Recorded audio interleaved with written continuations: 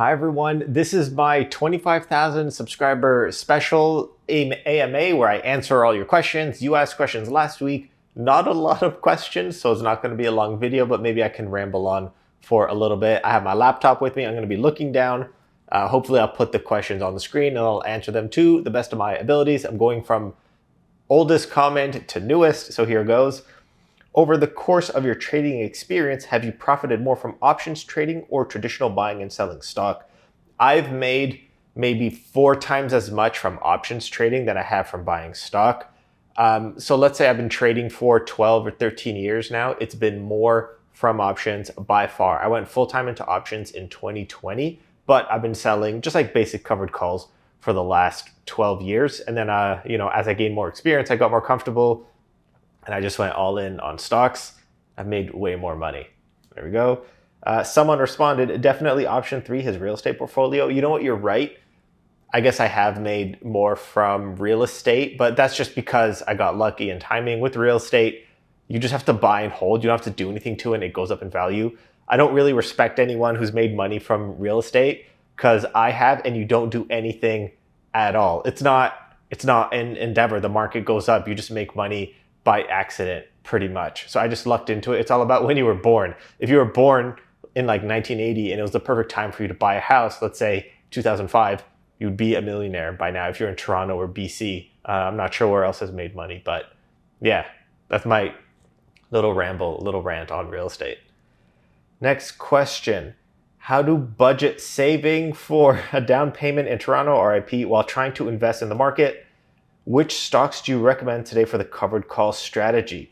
How to save for a down payment in Toronto. To be honest, I would get 2 jobs. I would open up a first home savings account, use the $8,000 a year from that, and then I would open an RSP and try to use, let's say, the $35,000 home buyer's plan from that as well. There's nothing else you could do. Maybe if you get 2 jobs, if you use your bonus to invest in an RSP and a first home savings account, you can get a decent down payment. I would recommend climbing the property ladder. Everyone wants to buy a detached house from the beginning, but it doesn't really work that way. If you're in your 20s, buy a condo and then save up for another down payment. As your property goes up and you pay down your mortgage, you have a big down payment as equity in your house or condo and as just savings on the side. And then you could sell the condo, buy a townhouse, and then do that again to buy a semi, to buy a detached. Everyone just wants to buy a detached, like a $2 million off the bat, but you have to climb the property ladder. I would start from a condo. Second, which stocks do you recommend today for the covered call strategy? Maybe QQQ or SPY. I wouldn't recommend a single stock. Like I've been doing Apple, but the returns are pretty low on Apple. You could do Tesla if you're okay with the volatility, but I don't know. I think safest would be just the S&P 500 just to make decent returns while making monthly income as well. Next question. Thanks. Keep up the good work. Thank you. From High Season Co., my favorite account on YouTube. Congrats on 25K. Thanks. That's not a question. Congrats. Will you do my tax return? Tiffany. No. I was going to ask something similar. Okay. Come on, guys. Do you have a recommendation for a person to do my taxes? Oh my God. I would learn to do your own taxes. I did make a video just how to use Wealth Simple and how to use, TurboTax. Those are both free. Your tax is probably very easy. Try to learn the basics of tax. I made a video on that as well. I'll link it. I wouldn't pay anyone. Like HR Block charges like $400. They charged one of my friends $400 to do her tax return.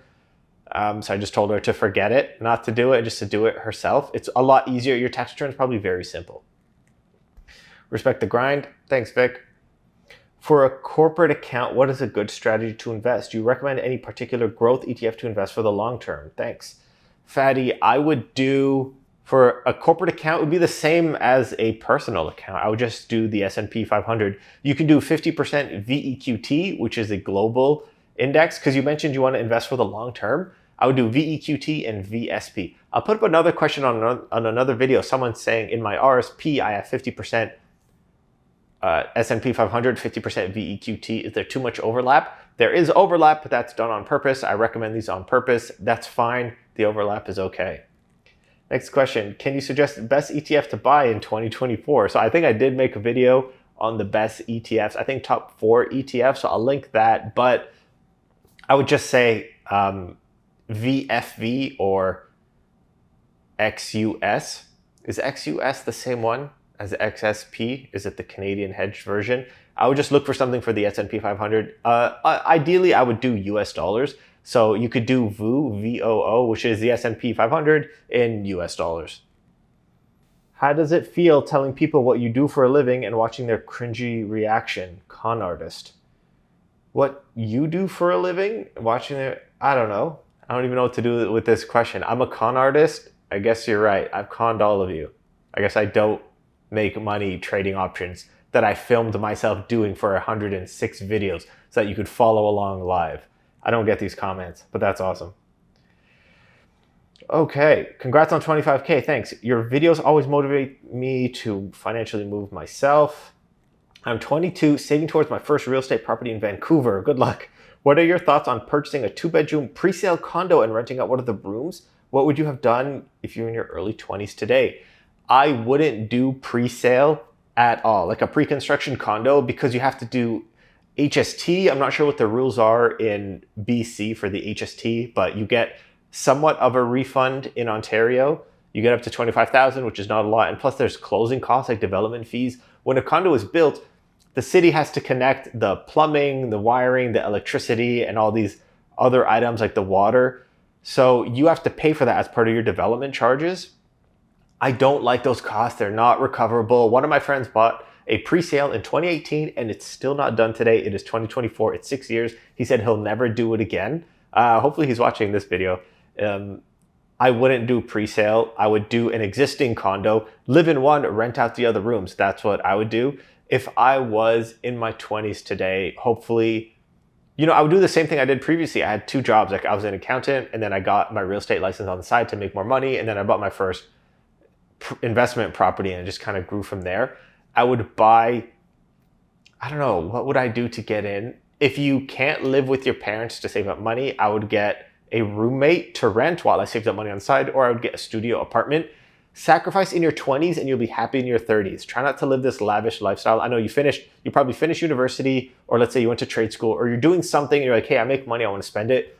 Don't spend it in your 20s, your 30s, you'll be happy. And I'm thanking my past self for doing all the work previously that I won't do now. Like, I don't think I'd be able to study to get like my real estate license now. It got a lot harder. Like, I think I got my license in 3 months 12 years ago. And now it's like a year and you have to do 9 courses or something. Back then it was just like a high five and they gave you your license, which is pretty sad. But yeah, I probably wouldn't do it now with how much I work, and just, I guess, like the motivation to go to school has run out. What is your favorite movie and book? Cheers. Okay, so I'm going to do a separate, so I saw this question previously. I'm going to do a separate B-roll of my book collection. I'll say my favorite book is it's not one book, it's a series. It's a series of 10 books called Book of the Fallen. It's a fantasy-based series. But if you weren't asking for a series and you were asking for just one book, what is my favorite just one standalone book? I don't have one. It would be something fantasy and dragon related. It doesn't have magic or dragons. I'm not interested. To be honest, the Game of Thrones series was great, but it's not done. I'll finish it when George R.R. Martin dies. I have a good idea of what to do for the last 2 books.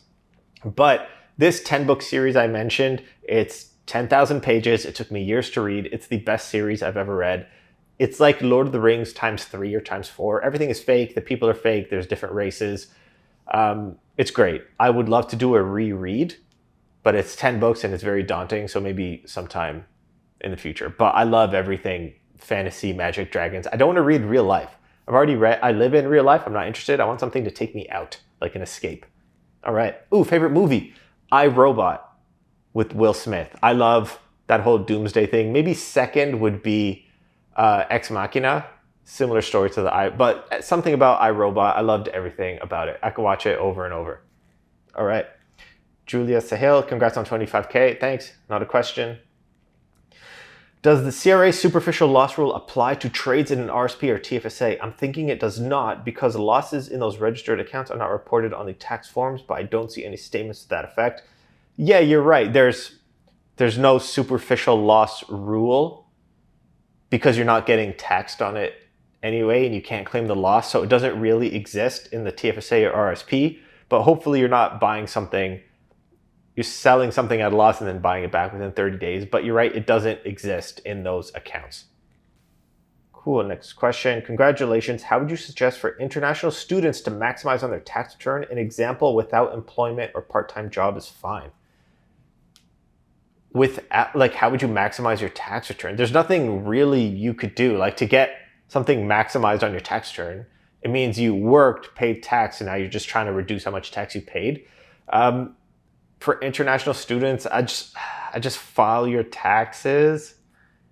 And then if there's any government benefit or grant that they give you, that could work out. But international students, like, if you make like 20,000 a year, you're at the basic personal amount anyway. And with all the tax credits, you might be paying zero tax. Maximum, you'll pay like $1,500 in tax at the $20,000 limit. I don't know how an international student would make more than 20 grand a year. And they're considering reducing the amount of hours you can work as an international student. But yeah, I'm not too sure. I could look into it a little more. All right, next question. Congratulations on 25K. Thank you. Many more to go. My question is, could you please explain how non-registered account gain tax in Canada, especially the income from options, trading, and non-registered accounts? How non-registered account? Okay, so I'm guessing like a taxable account, how the tax works on a capital gain. Basically, it's 50% tax-free and 50% taxable. That doesn't mean you're taxed at 50%. So when you have a non-registered account, the whole thing gets taxed, everything you earn. So if you have a capital gain, you buy a stock at 100, you sell it at 150, you just made $50 of capital gains. Half of that, $25, is tax-free. That means it goes directly into your pocket. You don't pay tax on it. The other half, the other $25, gets added to your taxable income, and you pay tax at your personal rate, so it can vary. Capital gain, in my opinion, is the best form of income. The max you'll ever pay on capital gains is 26% total, because it's like 50% is tax-free, the other 50% gets added to your income, and the top tax bracket is 53%, so you're paying tax on that. So if you just think about it, overall, 26-ish%. For now, if you're watching in 2024, I'm guessing in the future, I don't know why you'd be watching this in the future, but I'm guessing they need to raise the taxes even more because the government is spending and running out of our money. Yeah. Oh, great. That was it. That was short. Okay, short video. Thanks for watching. I'm going to, maybe next week I'll go back to the normal financial content.